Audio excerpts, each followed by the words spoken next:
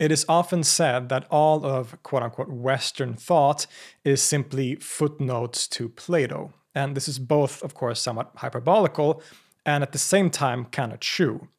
But the man himself can't, of course, take all the credit, because indeed there have been few schools of thought as influential on our world, on some of the greatest religions and thinkers in history, as the philosophical school of Neoplatonism.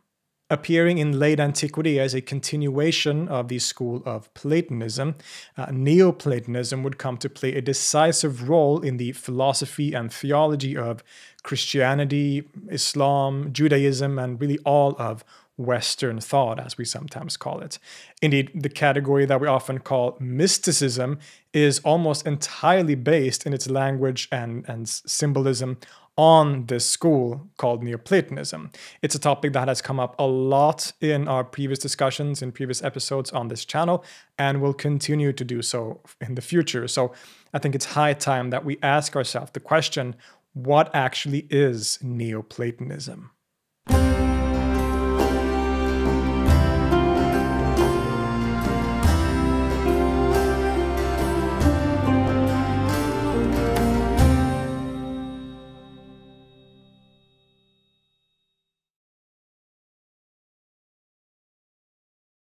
I'm very happy and honored to say that this episode is part of a large collaborative project with some of my friends and colleagues here on YouTube, some truly amazing people and scholars that are making some incredible content. This collaboration includes Zevi from Seekers of Unity, who will be covering Neoplatonism and its relationship with Kabbalah, both the origins of Kabbalah in terms of how Neoplatonism plays a role there, as well as the periods of medieval times and the Renaissance. Dr. Justin Sledge from the channel ESOTERICA will be covering Neoplatonism and its relationship with Gnosticism. Dr. Angela Puka from Angela's Symposium will be covering Plotinus and Iamblichus, two of the most central figures in early Neoplatonism, and their views on magic in particular. We also have Dana Trell, who will be covering Thomas Taylor's Platonist Creed, an incredibly interesting text. And lastly, we also have John Vervaeke, who will be making an episode covering Neoplatonism and its relationship with cognitive science. So this is a massive, large collaborative project that all are sort of trying to get at the topic of Neoplatonism from different angles and in relationship with different traditions from around the world. So be sure to check out the episodes by all these other amazing people, and you will get a wide and comprehensive understanding of Neoplatonism from different perspectives, which I think is really valuable. Neoplatonism is one of the most influential philosophical movements ever. And the clues to its place in intellectual history are right there in the name, Neoplatonism. It is, in other words, a form of Platonism, the tradition that follows and builds on the teachings of Plato. And this is an important point. Platonism can be a broad category, and we often divide it into periods and schools like Middle Platonism and indeed Neoplatonism or Late Platonism, but we should remember that they are all parts of a single tradition, at least in a sense, according to these philosophers themselves. They all saw themselves as simply adhering to and clarifying the teachings of their master Plato. The word Neoplatonism is therefore often seen as somewhat problematic by scholars. It's not a word used by its adherents, so you'll never hear the ancient Neoplatonists call themselves Neoplatonists, but this is rather a modern anachronistic term used by scholars and historians. The term neo means new, which seems to indicate that this was a new philosophy, but to the Neoplatonists there was nothing neo about it. It was simply the true interpretation of the ancient Platonic teachings. Therefore, many scholars, as well as myself to some degree, often prefer to use other terms like late Platonism to refer to this movement in order to highlight that it was not some new separate thing, but a late stage of development for the Platonic school of thought, and also to some degree also a late stage of development for all of Greek and Hellenic philosophy in general. Furthermore, we should probably not look at Neoplatonism as a school at all, because that too is a modern academic construct. Many of the thinkers we categorize as Neoplatonists can differ in dramatic ways, as we will see. So we should keep in mind that this is a general term used to denote a late-stage pagan Platonism, which has certain characteristic features that unify it, but which also can be incredibly diverse and complicated. In any case, it's clear that Neoplatonism was very innovative and has features that set it apart from earlier representatives of Platonism in general. So with that said, what is it then that makes Neoplatonism Neoplatonism? Well, the movement or school basically originated in the 3rd century with an amazing figure called Plotinus. He is usually described as the quote-unquote founder of Neoplatonism, and many of its characteristic teachings can be traced to him, even though he would say that he actually takes them directly from Plato, of course. Plotinus is one of the most fascinating, incredible, and indeed influential philosophers of all time, and to understand Neoplatonism, we kind of need to understand him. Even though the school was further developed and associated with successive figures like Porphyry, Iamblichus, and Proclus, Plotinus is kind of the man in this case, so it serves as well to explore him a bit more in depth. Plotinus lived in the 3rd century, as I mentioned. He was from Alexandria in Egypt originally, but was deeply Hellenized and spent most of his career as a philosopher in the city of Rome. He was well respected and famous during his lifetime, and we know of his ideas and teachings primarily through his writings, a collection of treatises compiled by his student Porphyry, known as the Enneads, and we'll return to this work later. But this is important because basically all we know about Plotinus' life comes from a short biography that Porphyry included as a kind of prologue to the Enneads, and which is called simply On the Life of Plotinus. In other words, it is the story of Plotinus' life as viewed from one of his own students. But despite its brevity, this account contains some truly amazing details. As I already mentioned, he was born in Egypt around the year 204 and grew up in the city of Alexandria in particular. Porphyry tells us that Plotinus was very secretive about his background and disliked talking about it, so we don't really know much at all about his early years. But sometime in his late 20s, he became interested in philosophy and started studying in Alexandria under a teacher called Ammonius Saccas. Porphyry tells us that Plotinus studied under Ammonius with 2 other students, Irenaeus and Origen. And you may recognize that later name because it is the name of one of the most famous early Christian philosophers and theologians.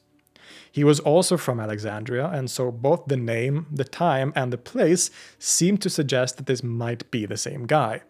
In other words, Plotinus and the famous Origen might have been school buddies. Although the scholars continue to disagree about his true identity, many believe that there may have been 2 Origens, and that this is simply a coincidence that this name shows up here in the life of Plotinus as well. In any case, Porphyry also tells us that all the students of Ammonius were forced to promise never to reveal his teachings to others, a promise that none of them seems to have kept. Because after traveling around the Mediterranean world for a while, Plotinus settled in the city of Rome when he was around 40 years old and quickly became famous as a great philosopher that attracted many students. He really became the philosopher of the 3rd century and especially an authority on Plato and Platonism. No one could explain Plato better than Plotinus, and he was the preeminent scholar of Platonist doctrine in the world at the time. He certainly seems to have been a very charismatic figure, judging from these stories about his life. In some ways, he adopted a kind of semi-Pythagorean lifestyle, for example, by living a rather ascetic life, not eating very much and following a strictly vegetarian diet. People from all walks of life, from senators to people of the lower classes, both men and women, would attend his lectures and hold him in great regard. And there was a kind of inner circle of close students, which included Porphyry, who wrote this biography. There are incredible stories about Plotinus' supposed spiritual powers and status.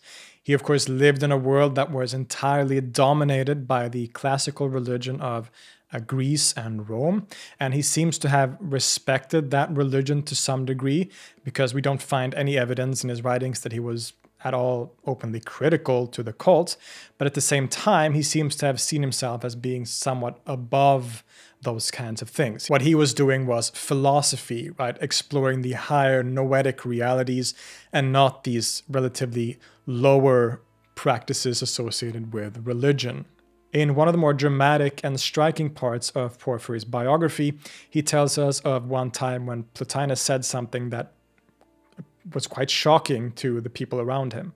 Quote, Aemilius was fond of sacrifices and used to busy himself with rites of the new moon and rites to allay fears.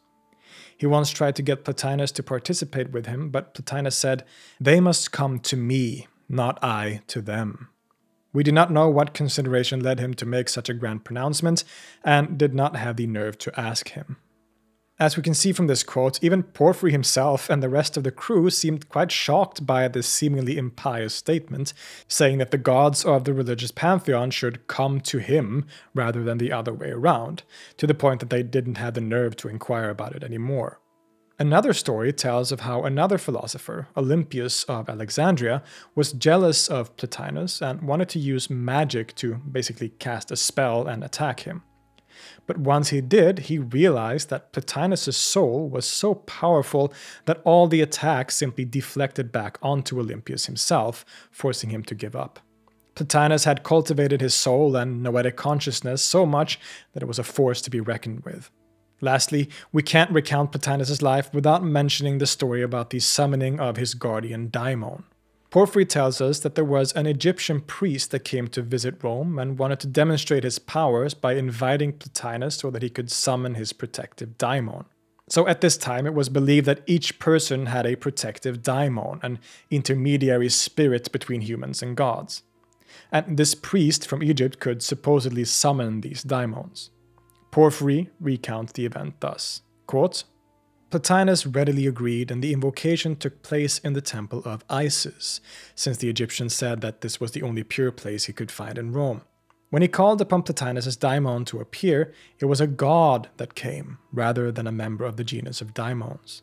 As the Egyptians said, "You are blessed, since you have a god as your daimon, and are not accompanied by a member of the lower genus." In any case, the fact that Plotinus was accompanied by a daimon of superior divinity led him to raise his godlike vision towards it. This is why he wrote the book On Our Allotted Daimon, in which he tries to explain why different people have different guardians. Again, we see here an example of Plotinus' impressive spiritual powers. His personal daimon was not just some old regular daimon, but an actual god. But despite these very lofty details, he was also just a guy, and is described as being very pleasant, kind, and caring as an individual. Indeed, many people, especially those who were about to die, would entrust their children to his care, and his house was, quote, filled with boys and girls, whom he looked after and cared for. So not only was he an incredibly well-respected philosopher, but also kind of a well-respected person in general in his society. Perhaps unsurprisingly, given the fact that our information comes from a devoted disciple, he's also described as rather pleasant to look at. We do have depictions of Plotinus, even though he personally refused to be painted or sculpted, saying, quote, "Isn't it enough that I have to carry around the image that nature has clothed me with?" Like a true Platonist, he believed that everything in the visible world, including our bodies, are only imperfect images or copies or reflections of the perfect world of forms in the Nous. So to paint an image or make a sculpture of him would be to paint an even more imperfect image of an already imperfect image. And he wasn't about that. Porphyry tells us that they cheated though, and got a famous painter and sculptor to attend Plotinus' lectures and memorize his looks so that he could later recreate it. Thus, we have depictions that are supposedly pretty close to real life. Plotinus, sadly, was sick for a lot of his life, having a lot of problems with his bowels, and became afflicted with nasty throat infections, which in the year 270, when he was 66 years old, finally resulted in his passing. The greatest philosopher of his day and one of the most significant thinkers in world history breathed his last with the words, quote, "Try to elevate the God within us to the divine in the universe." Plotinus' legacy is incredibly vast, and we are lucky that basically all of his philosophical writings survive. And after his death, our friend Porphyry decided to take all of those treatises and compile them into a single, albeit incredibly messy, collection. Still, a magnificent work of philosophy which became known as the Enneads. Ennead means a group of 9, and the work essentially consists of 54 treatises divided into 6 Enneads, that is, 6 groups of 9 treatises each. This division and structure is entirely by Porphyry and is really weird. It divides single treatises into many and has a pretty confusing outline based on a loose kind of thematic structure. Nonetheless, this work would come to play a major role in the history of philosophy and religion, sometimes under other names and in misattributed forms, which we'll touch on in future episodes. But it is in these Enneads that we find the teachings of Plotinus, and therefore also the foundational ideas of late Platonism or Neoplatonism. So what is this guy all about? Well, it's worth pointing out once again that Plotinus simply sees himself as clarifying and explicating the teachings of Plato. So the contents of his Neoplatonic philosophy is based strongly on the Platonic dialogues and incorporates many of the characteristic thoughts of Plato, such as the world of forms, for example. He seems especially interested and influenced by some specific dialogues, such as, for example, the Parmenides, where we get ideas about the One, and which is often seen as Plato's most mature and complex metaphysical dialogue. And also very importantly, for those of you who know your Plato, you'll know that he had quite an esoteric side, and that he famously dissed the whole project of writing philosophy. For this reason, there is often talk about Plato's so-called unwritten doctrines, those ideas that he never wrote down, but which represents his true, deepest ideas. And this wasn't some later invention either, as Aristotle himself, one of Plato's students, affirmed that these unwritten doctrines were a thing, and gives us hints as to what they were actually about. Without going too deeply into it, we can say that it seems like these secret true doctrines were strongly related to ideas associated with Pythagoreanism, such as a huge emphasis on the idea that the foundations of reality is based on a monad and a dyad, a one and a successive two. Esoteric number metaphysics, in other words. And Plotinus seems to be influenced and claims to represent and teach these unwritten doctrines. This is unsurprising when we consider the fact that the very core of his philosophy consists of the idea of the One, which we'll get to soon. So he bases his philosophy on Plato, on his dialogues, the unwritten doctrines, and the Platonic tradition that developed afterwards. So Plotinus follows in a strong and flourishing tradition of wisdom, which include not only Platonism, but also other schools such as Stoicism. He really was the philosopher of his day, as we said. And despite how much he wants to claim that he is simply relaying the teachings of Plato, there is no denying that he was incredibly innovative and original himself. But this is why Neoplatonism is such a significant school of thought and school of philosophy. It's kind of the culmination of the whole project of Hellenic philosophy. Plotinus takes inspiration from the Platonic tradition, from Plato, but also certain aspects from Aristotle, the Peripatetic philosophy. He also takes certain aspects of Stoicism, and he creates this incredible system, if we can call it a system, this incredible philosophy that we now know as Neoplatonism. It's really significant and really, really important stuff. It's really difficult to know where to begin when it comes to Neoplatonism, but in the most general strokes, we can say that it is a philosophy that conceives of different levels of reality. These levels, or realities perhaps, being referred to as hypostases in the original Greek. At the core of this entire system, at the core of reality itself, and you could say its highest level, is the concept of the One, to hen in Greek. The One is completely beyond any description or understanding. It's beyond being, it's beyond time and space. It is one, but it's also not one, because calling it one is actually saying too much. This is a radically apophatic principle, something that lies completely beyond the light of human understanding and its concepts. But it is from this one, and kind of also in this one, that everything else unfolds. We will return to the incredible way that Plotinus describes, or perhaps undescribes, the One in the Enneads later, but it is, in short, an utter simplicity from which everything else emanates. It's also identified with the Platonic concepts of the good and the beautiful, and these three terms are sometimes used interchangeably to refer to this one concept of the One. Now, basically everything I say here is going to have to be nuanced and maybe even redacted later on, but we'll begin with a simple overview. From this one, there is a kind of emanation. Something appears which is distinct from the one, but is simultaneously kind of the same at the same time.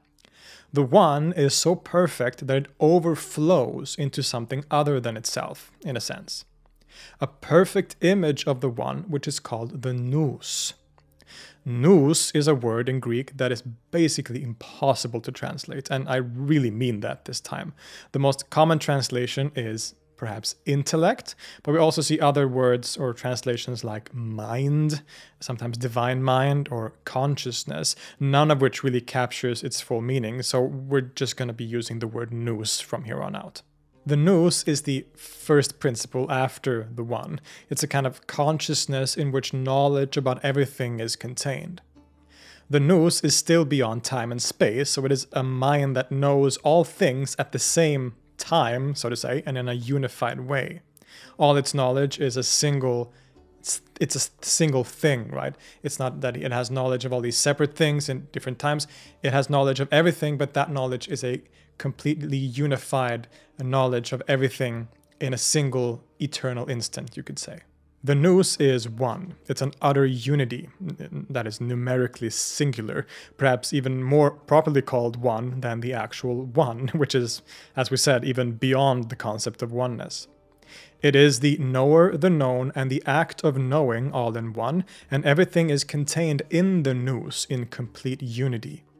It is this nous that is the Platonic world of forms, thus the archetype of the whole world, but as a unity beyond temporality and distinction. The nous is being itself. The nous is even God. Now, sometimes Plotinus will refer to the one as God, but more often it is the nous that represents the concept that we associate with God most of the time. So, to use more theological or theistic language than Plotinus himself would have been comfortable with, the nous is God, and the forms are God's own thoughts as he knows himself with a knowledge that is identical to himself. This nous not only contemplates itself, but also looks back at the one and contemplates this one, even though this is technically impossible. And as a result of this, there is then another emanation. We move sort of further away from the one as there appears another lesser reality, and this is the soul, or psyche in Greek. The soul receives the information stored in the intellect and is sort of responsible for taking all that knowledge and making it into actual stuff. Just like the nous looks back at the one, its originator, the soul looks back at the nous, its originator, and contemplates it, and as a result, it emanates or creates the universe as we know it, the world of multiplicity, the world of things, of time and space, which is often referred to as the world of nature. It is here, below the level of soul, that everything we know and experience in the sensible world exists, including our own individual souls. The sensible world is kind of the outer manifestation or imperfect copy of the perfect nous and its contents, which is the world of forms. Everything we experience here exists in the nous in a more perfect and unified way beyond temporality. So this is a pretty neat and understandable system, right? It begins at the top with the one, which emanates the nous, which emanates the soul, which in turn emanates or creates the physical world as we know it. Makes total sense, right? Wrong. In fact, while the outline that I've just given is accurate in a sense, it can also be very misleading and even lead to inaccurate understandings and interpretations of late Platonist metaphysics. For one thing, this whole process of emanation takes place outside of time. When we think of this process of being or becoming, we see it as the one becoming the nous, becoming the soul, but this implies a temporal progression, which is not how it should be understood. Time doesn't exist except in the level below soul in our sensible universe. So this whole process from the one to the nous to the soul is not something that happens, quote-unquote, or even has happened. It is a description of the way reality is in the eternal, non-temporal moment. It recounts an essential structure within reality, not an event. It can be pretty trippy to wrap your head around, but it is important not to conceive of this as a temporal thing, of something happening in time and space. Secondly, we describe this process as one thing kind of creating another, and in our minds, we often imagine these realities as being different or separated from each other in some way in a kind of hierarchy. The one is way up here, and the material world is somewhere down here, and they are as far away from each other as they can be. But this can also be very misleading. While Plotinus does point out that there is a difference between the one and the nous and the soul, and he's actually pretty strict about this in one way and in certain passages, they are also in some way part of a single reality. Forget this vertical image that I presented and instead imagine all of reality, including these levels and the physical universe, unfolding within the nous itself, and ultimately within the one itself. This is more of a monistic picture, and the different levels are all a single reality, or a kind of continuum, you could say. Perhaps a better image would be to see them as circles within each other, but even that is a compromise, because after all, this process or these hypostases can't really be imagined in a kind of in the sense of a kind of image or a representation. Really, it is a metaphysical reality beyond time and space, so we can't really imagine what it's like. For example, at least according to Plotinus, the human self down here on earth is not separated from the noetic world, that is the world of the nous, or even from the one actually. The individual self is in the nous right now and at all times. We are all constantly participating in the nous, and even in the one, we are the nous, and we are the one, even if we don't realize it. So you can see that this neat division into various levels or realities is very misleading, because it is also a deeply integrated system where there is a distinct continuity between the lowest and highest aspects of reality. It's all taking place within itself, so to say. And this is important for another reason, namely that Plotinus's philosophy, and really most of Neoplatonism, is very much performative and participatory in nature. It's not just some abstract theoretical philosophy about the way that reality is structured, but also involves the process by which the individual person can realize his true nature, his true self, by climbing up this ladder of existence back from this lower parts of the physical universe and the body, all the way back up to the nous. On the human level, Plotinus tells us that we are to turn away from our bodies. Matter is seen as evil in a sense, but only insofar as it becomes an object of desire as opposed to the one or the good. Indeed, to Plotinus, the one is present even in matter itself, and the physical world is a beautiful, yet imperfect, copy of the noetic world of forms. So Plotinus's practical instructions involve a shift of focus from the bodily and material to the intellectual. We are to detach ourselves from the desires of the physical and instead turn towards our higher self, which has its home in the noetic world. In other words, this involves a kind of asceticism. Not an extreme one by any means, but certainly a way of living that is tempered and controlled. Plotinus himself seems to have lived a rather ascetic life, eating relatively little, and when he did eat, it was exclusively a vegetarian diet. Some Neoplatonists have opted to live a life of sexual abstinence altogether, but this was not something required or the norm, really. In general, Plotinus tells us that we are to make the journey inward into the depths of our own selves, and to again turn away from the bodily and contemplate our true noetic self and the higher realities. How one does this on a more concrete level is hard to say. Some have speculated that Plotinus may have performed some sort of meditation practice and taught this kind of practice to his students, but this is uncertain and mostly speculation. It seems pretty certain that it involves some sort of inward traveling, right? Of traveling inwards into the soul and the depths of the self, and through that sort of ascend higher into the noetic and the intellectual worlds. And when she does that, she can realize her true home in the nous, and in a sense, even become united with the nous, or more accurately, to realize that she was the nous the entire time. Furthermore, Plotinus even seems to indicate that we can become mystically united with the one itself, to experience a, quote, flight of the alone to the alone, or a solitary in the solitary, as Plotinus says himself in the very final words of the Enneads. You can perhaps see why many have chosen to call Plotinus a mystic when we take all these aspects into account. Now, words like mystic and mysticism are, of course, debated and problematic in some way, but I think it's important to recognize and consider this very participatory aspect of Plotinus's teachings and the teachings of Neoplatonism, because it is a very central aspect of their philosophy. Like I said, it's not only about the structure of reality in a theoretical sense, but of the human journey back to her higher essence, a kind of spiritual self-realization and ascent back to the source. There's a bi-directional progression. Everything flows from the one and ultimately returns back to it, like inhaling and exhaling of breath.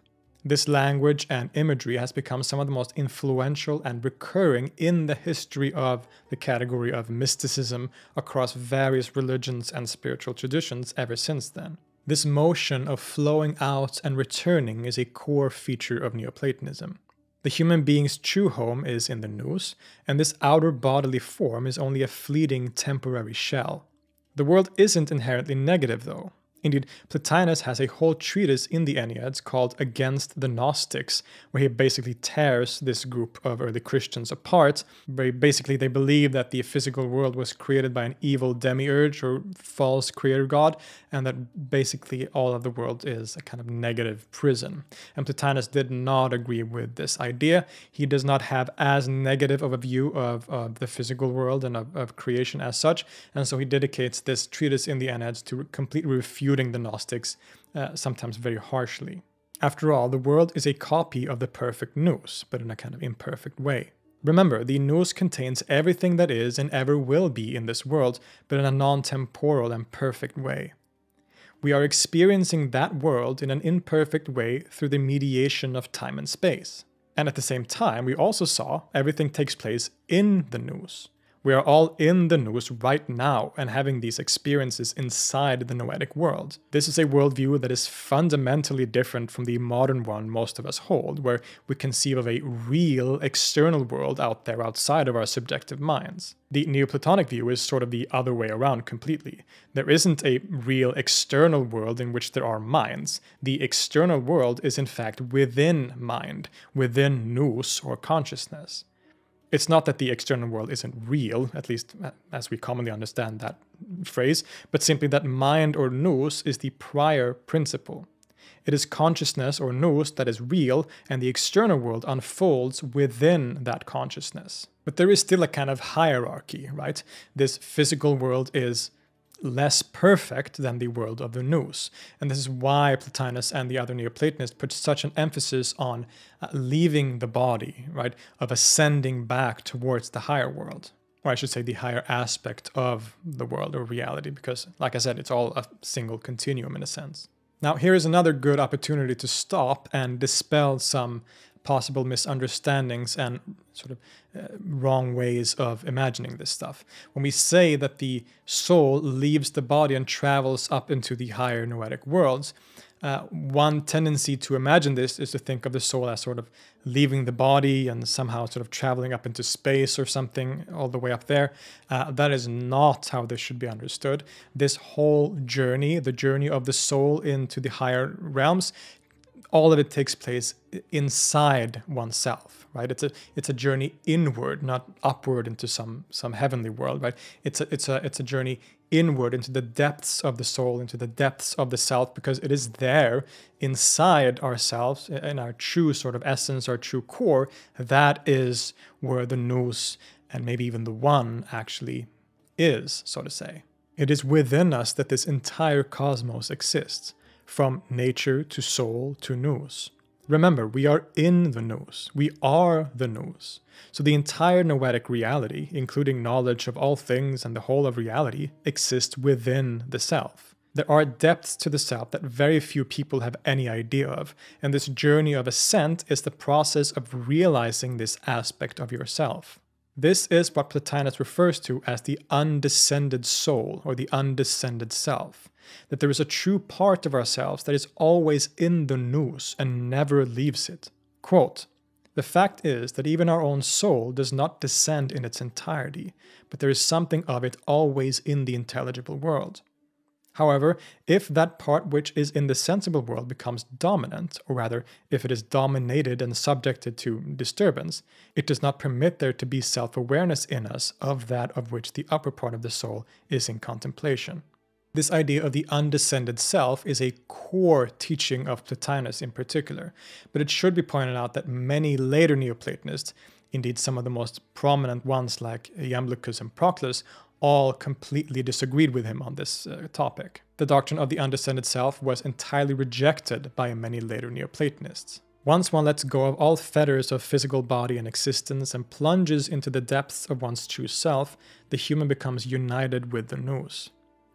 Plotinus himself very famously describes the experience of this journey from the body and the bafflement of having actually returned from the non-temporal noetic experience of the absolute back to his regular old body and individual consciousness. He says, quote, "Often, after waking up to myself from the body, that is, externalizing myself in relation to all other things, while entering into myself, I behold a beauty of wondrous quality, and believe then that I am most to be identified with my better part, that I enjoy the best quality of life, and have become united with the divine and situated within it, actualizing myself at that level and situating myself above all else in the intelligible world. Following on this repose within the divine, and descending from intellect into acts of calculative reasoning, I ask myself in bewilderment, how on earth did I ever come down here? And how ever did my soul come to be enclosed in a body, being such as it has been revealed itself to be, even while in a body?" This return seems to be the highest experience or state that a person can strive towards. But Plotinus sometimes goes even further, and suggests that the person can even become the one itself. This is a very complicated topic, and Plotinus doesn't talk about it as much as he does about the Nous, primarily because, well, it can't be talked about. In fact, an experience of becoming the one, or mystically uniting with the one, is not an experience at all. It's beyond even experience. The one is, after all, covered by an absolute apophatic darkness. Nothing can be said about it. It lies in the utter darkness of unsaying and unknowing, beyond things like understanding, description, or even experience, as we saw. The way that Plotinus approaches describing or talking about the one in the Enneads is absolutely incredible. It's a sort of exercise in trying to explain something that cannot be explained or talked about. In these texts, we find some of the most radical and amazing examples of apophatic philosophy and expression in history. He will describe the one in a certain way in multiple passages, and then later on completely contradict himself. The one is one, but the one is not one. The one is free, and then the one is not free. In fact, what is so fascinating about this approach is that it isn't necessarily descriptive at all. That is, Plotinus is not describing anything about the one for us, because such a thing cannot be achieved. Instead, it's a kind of participatory process. What does this mean? Well, when Plotinus describes, or rather undescribes, the one, he's taking us on a journey, or a kind of exercise. He doesn't give us any actual descriptions of the one, but gives us paradoxical statements. The one is this, but it is not this. The one is that, but also not that. He's helping us collapse all our conceptions and understandings, undermining any way that we can conceptualize the topic in our head, until there is nothing left but our own unknowing or ignorance. And it is there, in that unknowing darkness, that we maybe will get a glimpse of what the one entails. It's crazy stuff. And it is this one that we can become one with, as it were. We've already explored the fact that everything kind of takes place within the one, and everything partakes of the one. Although this is another one of those paradoxes. The one is everything and everywhere, but it is also nowhere and utterly beyond anything. Quote, "It is because the one is omnipresent, for there is nowhere where it is not, and so it fills everything. And so it is a many, or rather it is already all things. For if it itself were only everywhere, it would be everything. But since it is also nowhere, while all things come to be due to it because it is everywhere, they are other than it because it is nowhere." And another quote, "The one is outside nothing, but it has intercourse with all things." Indeed, this apophatic way of talking about the one, of postulating that the very fundamental aspect of reality cannot be understood or grasped or described in any kind of way, would be incredibly influential on the theologians and philosophers of the monotheistic religions, so thinkers from the Islamic, Christian, and Jewish religions, and so would play a major role in the vocabulary and symbolism of the theologies and mysticisms, maybe, of all those religions. In any case, Plotinus indicates that we can become the one, to be united with it. It's something that is exceedingly rare, but it can be done by the most accomplished of souls. Plotinus himself has obviously had this experience, or should I say non-experience. In fact, Porphyry tells us in his biography that Plotinus experienced this highest state on 4 occasions while he was with him. Quote, "So it is that this divine daimon of a man ascended in his thought to the first transcendent God many times, traveling the roads described by Plato in the Symposium, and to him appeared that God who has neither shape nor form, who has his seat above intellect and every intelligible thing. I, Porphyry, now 67 years old, once drew near this God and was unified with him." Anyway, the goal appeared near Plotinus. His aim or goal was to be unified and to be present to the God that is set over all things. This goal, an indescribable state of perfection, he achieved some 4 times while I was with him. And when we read sections from the Enneads that talk about this uniting with the one, it seems pretty clear that he is speaking from first-hand experience. Quote, "On actually ascending to this and becoming this alone, casting aside all else, what could we say about it except that we are more than free and have more than autonomy?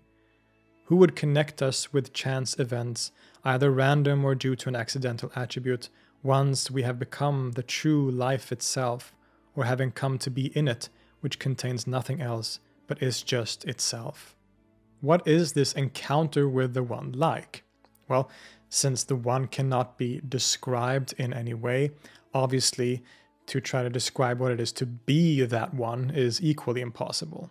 It involves a total disappearance of the self and everything associated with it. To be mystically united with the Nous is one thing, and that is a very high achievement indeed, where we become what we already were.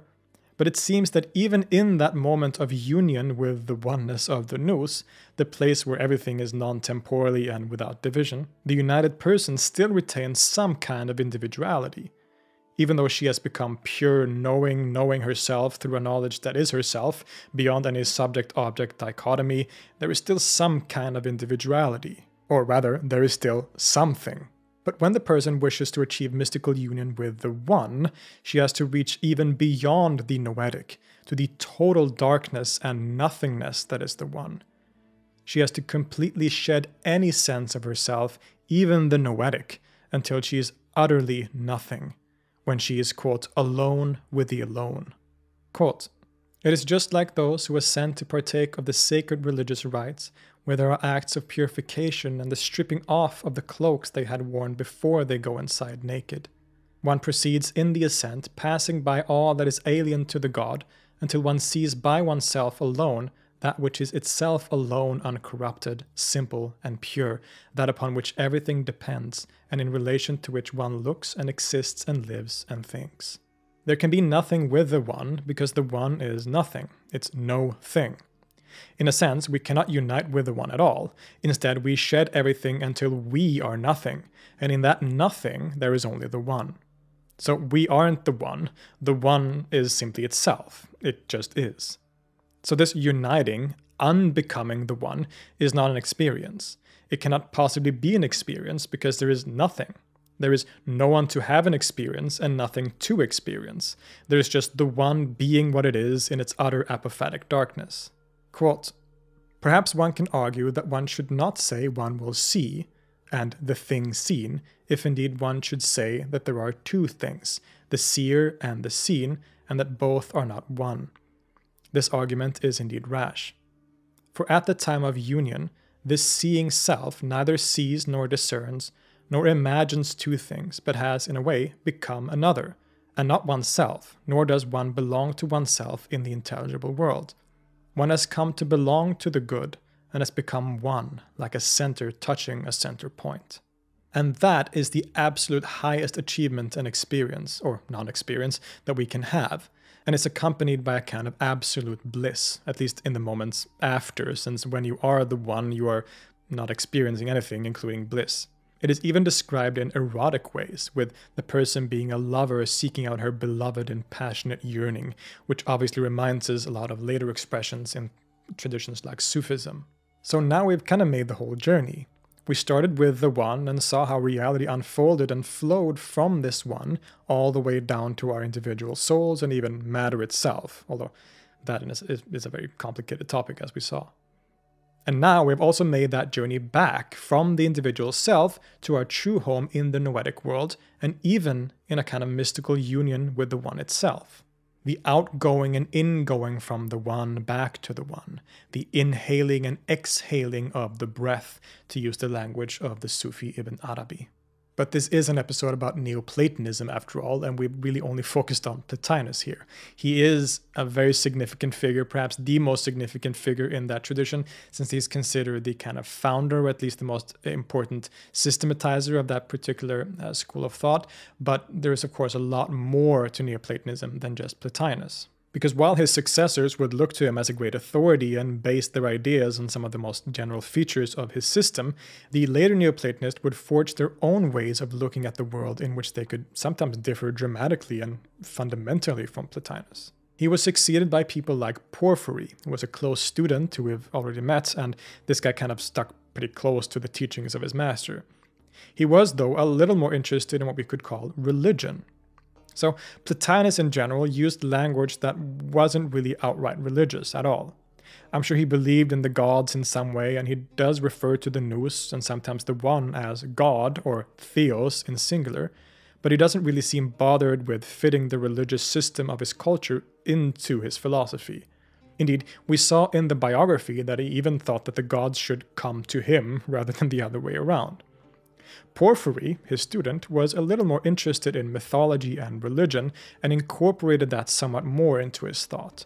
But this religious aspect really starts to flourish with the later proponents of Neoplatonism, such as Iamblichus and Proclus. With these thinkers, there appeared what is known as theurgy, which is a complex topic of its own, but which tries to call upon the gods through rituals, often with the purpose of elevating oneself.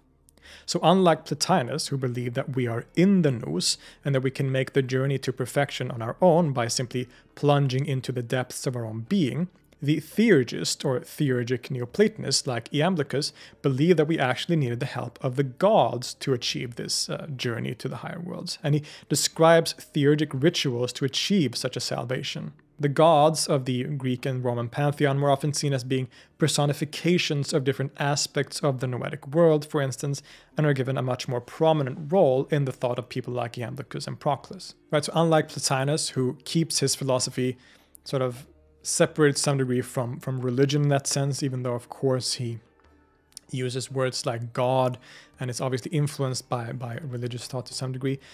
People like Iamblichus and Proclus incorporates the religious system much more into Neoplatonism. The different gods become different aspects of the Nous. Sometimes the god Zeus, or Jupiter in the Roman context, is identified with the Nous as a whole, and then all the different aspects of the Nous are the other gods, which are kind of aspects of Zeus as the highest god. So they fit the pantheon and the religious mythology into this Neoplatonic system in a very kind of a neat and impressive way a lot of the time. In general, the later Neoplatonists are much more systematic in their approach than Plotinus. From reading the Enneads, we can see that Plotinus probably has a kind of system in mind, but it's very hard to make out the details of this system because the Enneads are very difficult. They are very messy, partly because of Porphyry's ordering of the Enneads, but also how they are written in themselves are a lot more, they're not as clear and systematic, let's just say, compared to someone like Proclus. In his Elements of Theology, Proclus presents a much more systematic and elegant structure of the Neoplatonic worldview. But in these systems, we often see a stark contrast to Plotinus. While Plotinus' system is relatively simple, he likes to identify various aspects of reality with each other and in a unified sense, Those of people like Iamblichus, Proclus, and others are often a lot more complex. Whereas Plotinus had a very simple one nous soul structure, Iamblichus argues for various levels of the one as well as multiple intellects or nouses. The one has three aspects, for example, and the lowest aspect of the one is the highest aspect of the nous, and then the nous has three aspects of its own, and the lowest part of that is, and every part of those parts has parts in themselves. So he and Proclus, for example, really builds the system into a much more complex picture, many more parts and aspects, whereas Plotinus himself kept it very simple and consciously slow. He actually very much criticized other metaphysical systems that made everything way too complex, right? He kept it very simple as a principle, while the later Neoplatonists, as we see, had a much different approach. Theirs is a metaphysics that has a lot more parts, and parts that are much more independent. Indeed, most of the later Neoplatonists would reject Plotinus' idea of the undescended self, for example, where, as we saw, an aspect of the self is always in the nous. These later thinkers instead arguing for a reality where the different parts of the world or of reality are much more strictly separated from each other.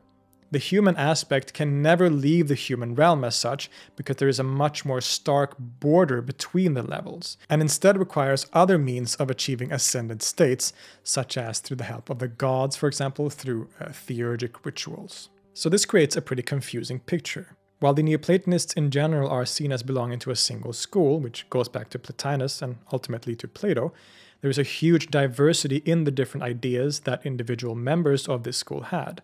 As we saw in the beginning, calling it a school at all can be problematic, and it should probably rather be seen as a kind of loose late antique tendency within Platonist thought. So how can we define Neoplatonism at all? Well, despite these differences, there are still a few things that unify Neoplatonism as a coherent philosophy, and which characterize it and the later developments that it influenced. Neoplatonism in general holds to the idea of the hypostases, the levels of reality, which generally follow the same outline. There's the one, followed by the nous, followed by the soul, followed by nature and the physical world. While the different thinkers would postulate nuances to this, various intellects or steps along the way, the general outline is recurring in basically all of Neoplatonism. Similarly, another recurring theme is the apophatic nature of the one, or of the most fundamental aspect of reality. The idea that the one is hidden in an absolute darkness of unknowing beyond understanding or explanation. We also see characteristics such as these different realities emanating out from each other, that the one emanates the nous, which emanates the soul, and so on. Now, as metaphorical as this may be, it is still a key feature of this school, as well as much else of what we have talked about here today. So when you see these features that I've just described in later religious schools or philosophies, you'll be able to recognize them as very characteristically Neoplatonic. Because indeed, as we said in the beginning, Neoplatonism has been one of the most influential philosophical movements in history that has played a key role in the development of Christian, Islamic, and Jewish theology and mysticism, as well as influencing Western esotericism, occultism, as I said in the beginning, also all of what we call Western thought in general. It influenced some of the earliest Christian theologians, such as Pseudo-Dionysius, whose apophatic theology expressed in works like the Mystical Theology is strongly Plotinian and Proclean in nature. This would influence some of the great figures and teachings of the Eastern Orthodox Church and figures in the West like Meister Eckhart and Nicholas of Cusa, just to mention a few. In the Islamic world, Neoplatonism and the works of Plotinus became one of the defining factors in the tradition of Falsafa and Kalam, and influenced such figures as Ibn Sina or Avicenna, Fakhruddin al-Razi, and the Sufi metaphysics of figures such as Ibn Arabi and Abu Hamid al-Ghazali.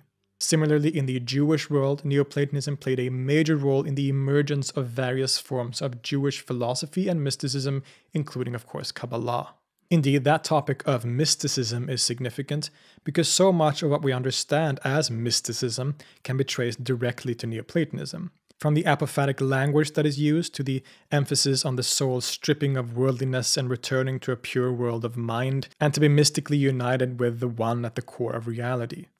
It is some of the most common language in the history of quote-unquote mysticism, even if that word should be used carefully. In other words, we owe a whole lot to these guys and their fascinating ideas. And that is why it's so amazing that we're doing this large collaboration here on YouTube. My colleagues, Zevi from Seekers of Unity, Dr. Justin Sledge from ESOTERICA, Dr. Angela Puka, Angela Symposium, Dana Trell from the Modern Hermeticist, and John Vervaeke from his channel, John Vervaeke, are all making videos about Neoplatonism and its influence and relationship with different aspects of intellectual history. So be sure to check out all of those amazing episodes. I'll be making 2 of them. Zevi is making 3, I believe. My next video in particular is going to be about Neoplatonism and Islamic thought. So stay tuned for that, which should be coming out next week.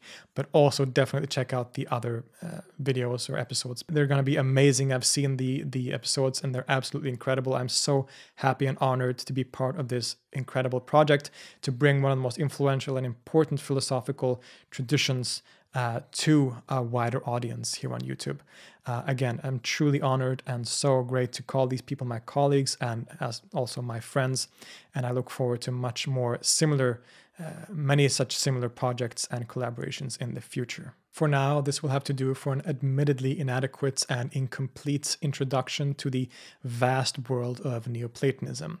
We have focused primarily on Plotinus here, who is perhaps the central figure, but we've also seen how this school and this tradition is much broader than that. And we've also touched on some of the other significant thinkers from that school. Still, we've been introduced to some of the core features and most important aspects and tendencies of this amazing philosophical tradition, which will help us better spot the places where it shows its beautiful face in the history of intellectual thought and even today. I'll see you next time.